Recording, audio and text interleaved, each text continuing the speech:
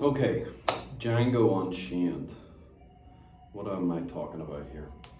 Okay, so I'm obviously not talking about the Quentin Tarantino film, which is a great film. Talking about Django Reinhardt, right? So Django Reinhardt basically only had the use of these two fingers on his left hand, right? Our two best fingers. So when we're playing under pressure in concerts, really usually the culprits of playing less than optimally are your pinky and your third finger of your left hand, right? So how can we use our time the best in order to strengthen those fingers and not just do the things that we're already good at? Well, this is a little warm-up thing that you can do, and I do this a lot now that I've thought about it, is to give special attention to just your third finger and your pinky, right? So you can set a timer on your phone and you can just decide to get better by giving the third finger and the pinky extra kind of synaptic attention, as in only use them, right? When I was a wee boy, my dad was a really good football player, and I used to play football all the time, and you want to get good with your weak foot, right? When you're playing football, obviously I'm talking about soccer.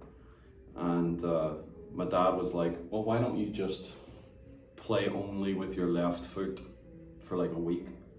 So I'd be out there with the ball, kicking it against the wall, touching it only with my left foot.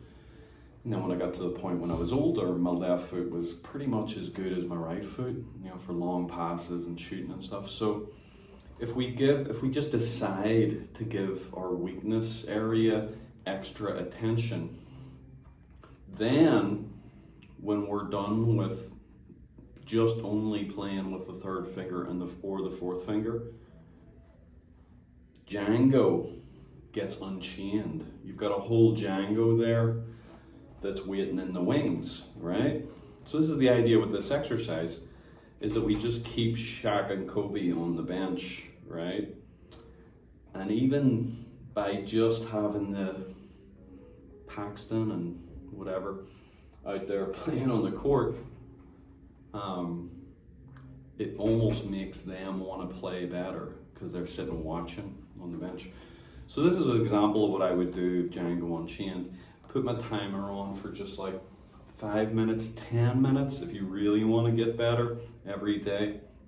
And you can do wee walking things like this. See, like this. And I like to do it like this because it feels like there's like a dominant tonic relationship. Dominant tonic relationship.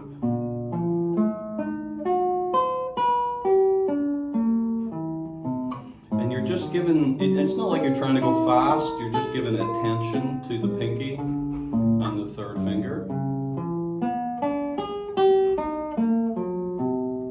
Right? Okay, so you could do that a couple of times.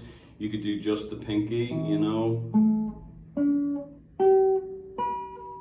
So you're getting this kind of vertical move.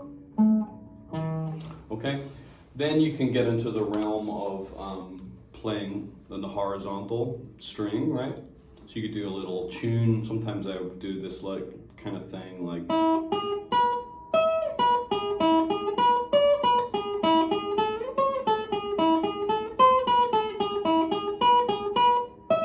the opening sequence to Schubert's Ave Maria. And then I'll just use my third finger.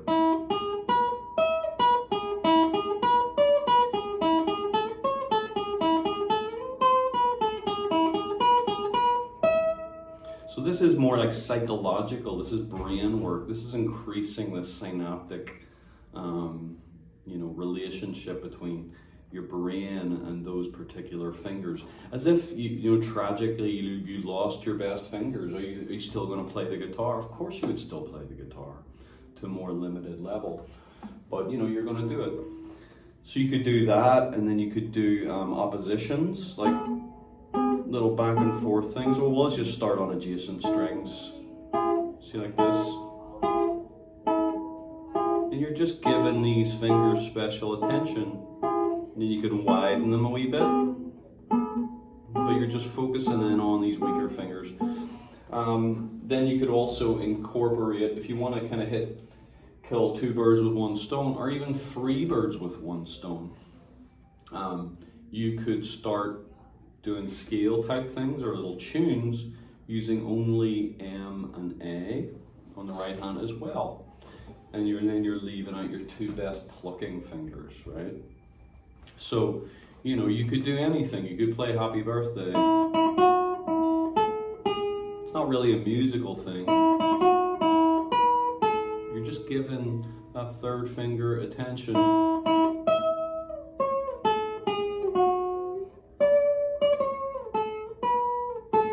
And try to make a nice tone with these 2. And then you could also say you want to kill 3 birds with 1 stone. When you're working on scales, like concepts of scales, what they look like, what the DNA of a scale looks like, or different modes, I think it's best to play them on 1 string. Okay, so you could go through, just start with a major scale, and let's just do it in E major on the 1st string. We'll only pluck with M and A. And I'll just use my pinky with my left hand, so I'll just go.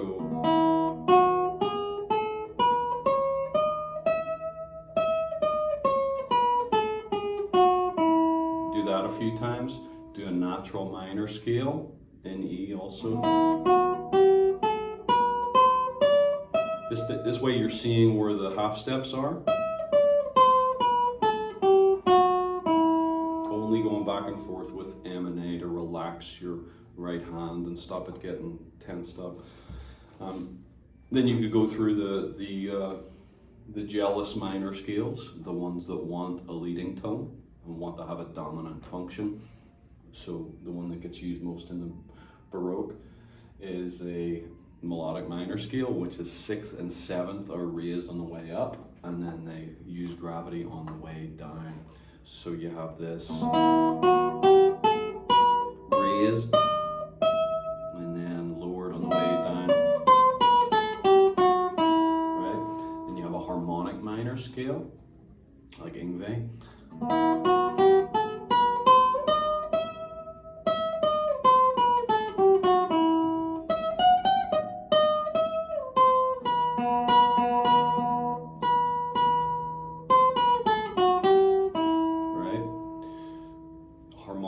You could go through systematically every possible thing. Then you can do each of the modes, the two major modes, other than the Ionian, other than the major scale.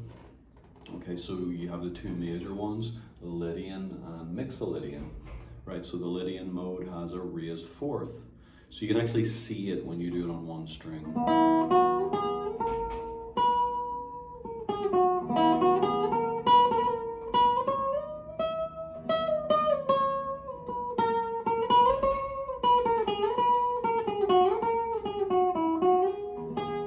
Whatever you're increasing that obedience of this finger, maybe I'll do the Mixolydian with only my pinky.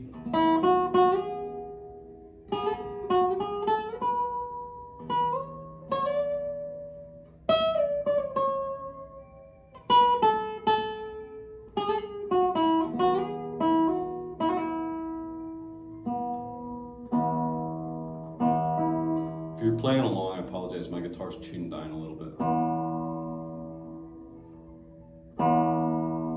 I just like the way it sounds. Okay, so that's the Mixolydian mode. Then you have 2 minor modes. You have, other than the natural minor Aeolian mode, you have the Dorian mode and you have the Phrygian mode. So you have Dorian.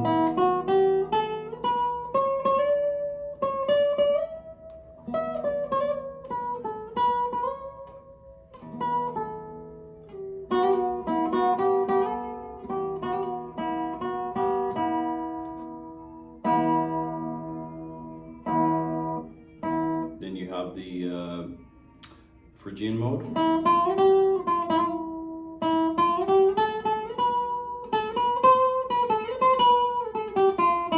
And you can see where the half steps are.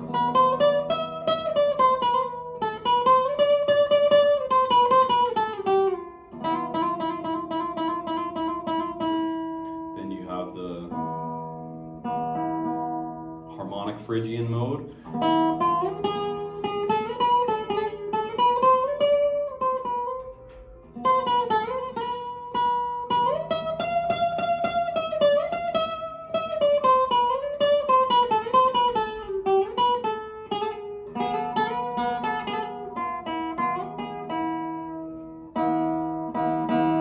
Okay, so that's Django Unchained.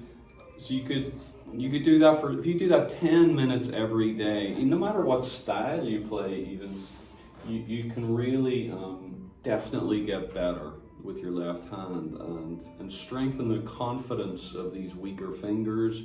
You know, start off with the weak stuff. Like if a great, you know, basketball coach or football coach, he's not gonna like be, he's not going to be wasting time talking to Lionel Messi or Kobe Bryant or LeBron. Do you know what I mean? The coach is going to go in there and work on the weakest link of the team, right? Because you're only as strong as your weakest thing, right? So we always want to be focused on pushing ourselves to get better at the weak things in our playing, and then we know we're getting better. Right, so, and it's also a good basic thing for your left hand technique in classical guitar, at least, and maybe as far as the guitar gets more complicated, maybe in like fingerstyle jazz or fingerstyle steel string stuff, you want your technique to be pinky centered, right? The natural stretch in your left hand is between your index finger and this finger, because this is basically operates as one finger. So this is how your hand works. So when you want to do a stretch, you want to be like this, right? Right? But you want to make your weakest finger the most comfortable and the most ergonomic. So if you start that idea with your pinky as well, you can actually be working on your left hand technique, like working on your pinky fingernail looking at you. And so if you start with your pinky, that you're going to have a better left hand technique. So if there's little extensions, they should mostly be going on from the index finger, and then your hand's going to operate better and you're going to be able to play more complicated stuff in an easy way. Okay, so I hope that was helpful. Write in the comments, you know, if that's helpful, if there's something you don't understand, or you know, if there's some other thing that you're curious or confused about, and I'll try and address it. So make sure you hit the wee subscribe button and ring the bell, and I'll see you soon. Toodaloo.